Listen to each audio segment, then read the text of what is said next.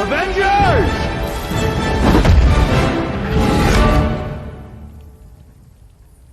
Assemble.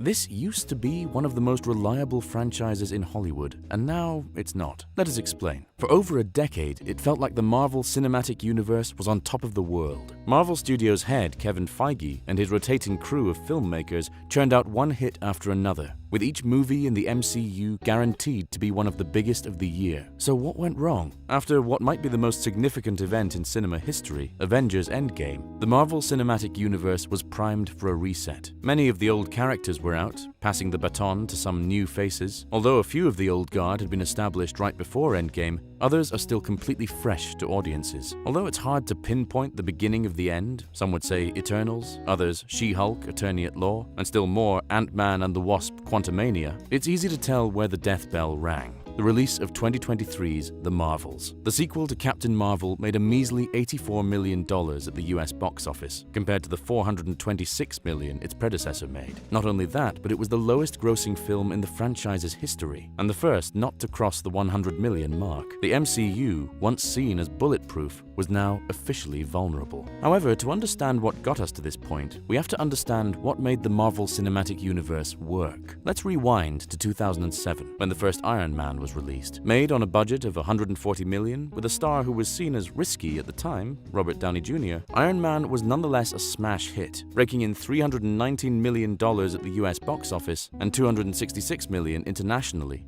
for a grand total of $585 million worldwide. After that came The Incredible Hulk, Iron Man 2, Thor, and Captain America: The First Avenger. All of these were successful in their own right, but what helped was how they were all connected by Easter eggs leading up to 2012's The Avengers, which immediately became one of the biggest movies of all time, blowing all of the individual superhero movies out of the water. Fans of all of these characters were unified to see a movie that featured them all teaming up, something that hadn't been done before and that many other IPs have tried since. It was unprecedented, which is precisely the problem we're beginning to see with the MCU. Nothing feels unprecedented anymore. It feels like the franchise has done all that it can do. In an attempt to revitalize the franchise with a new direction, Feige and co. are being forced to trek even deeper into the lore of comic book canon. Some of the characters being introduced to the movies in recent and upcoming phases are either newer and untested, as is the case with Kamala Khan, aka Ms. Marvel, yet this was hardly an issue for the MCU in the past. Any comic fan will tell you that Iron Man was a B-list character until the Marvel Cinematic Universe came along, and the Guardians of the Galaxy weren't particularly well-renowned either. But what Marvel did in its early phases was take these characters that no one knew about and make something unique and creative out of them. Now, it feels like characters are being introduced into the franchise only to be forced to comply with the established formula. It's particularly frustrating to see the MCU take this direction, considering how much talent Marvel Studios has been able to enlist in the director's chair. With rare exceptions like Ryan Coogler's Black Panther films, it feels like few directors are getting the opportunity for their personalities to shine through in their Marvel outings. Even visionary directors like Chloe Zhao and Nia DaCosta only had brief scenes in their films that felt like their directorial flourishes. This starkly contrasts the days of filmmakers like James Gunn or Shane Black being allowed to enter the franchise with their own voices. That being said, perhaps the biggest complaint about the Marvel Cinematic Universe after Endgame is that the franchise is now lacking in direction. For the first 12 years of the MCU, it was clear that the series and its creators were eventually building to the epic conclusion of the Infinity War storyline. However, even though Secret Wars has been teased as the next big storyline,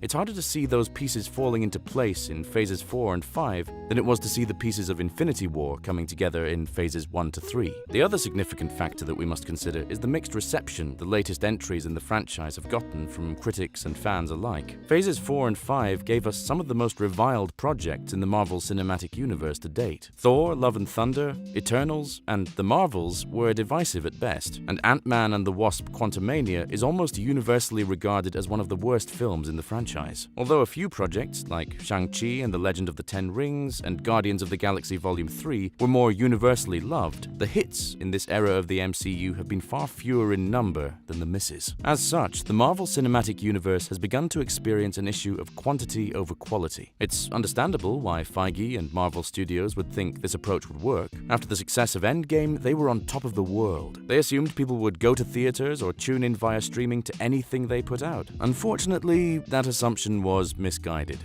as the MCU's dip in quality has caused its reputation to suffer a massive blow. Many fans have also pointed out the oversaturation of content the MCU has suffered. We've seen this in effect in other major franchises before. Just see the underperformance of the prequel Solo, a Star Wars story, which many people attribute to the fact it was released too soon after The Last Jedi. Somehow, Disney fell victim to the same mistake with the Marvel Cinematic Universe. Fans were used to seeing 1 or 2 MCU movies a year, but we reached a point where we consistently got 3 or more. This overstimulation of Marvel content was worsened by the onslaught of Disney Plus shows. In 2021 alone, there were 5 Marvel Cinematic Universe shows on Disney Plus. This was on top of the MCU's 4 theatrical releases that year. All in all, audiences were understandably overwhelmed by the amount of Marvel content they were expected to keep up with. Worse yet, many of these shows on Disney Plus are fundamental to the stories of the theatrical films. To understand Doctor Strange in the Multiverse of Madness, you have to have seen WandaVision. To understand the Marvels, you needed to have seen not just the movie Captain Marvel, but also Miss Marvel, WandaVision, and even Hawkeye. Casual viewers have become disillusioned that they have to pay monthly for a streaming service and watch several hours of a streaming show to enjoy the movies. Some may wonder why the Disney Plus method works for Star Wars, but not the Marvel Cinematic Universe. And for one, there is a flagship Star Wars series, The Mandalorian, while the MCU shows don't have any that stand out above the rest of the crop. Additionally, it feels like most of the Star Wars shows, with the possible exception of the Book of Boba Fett,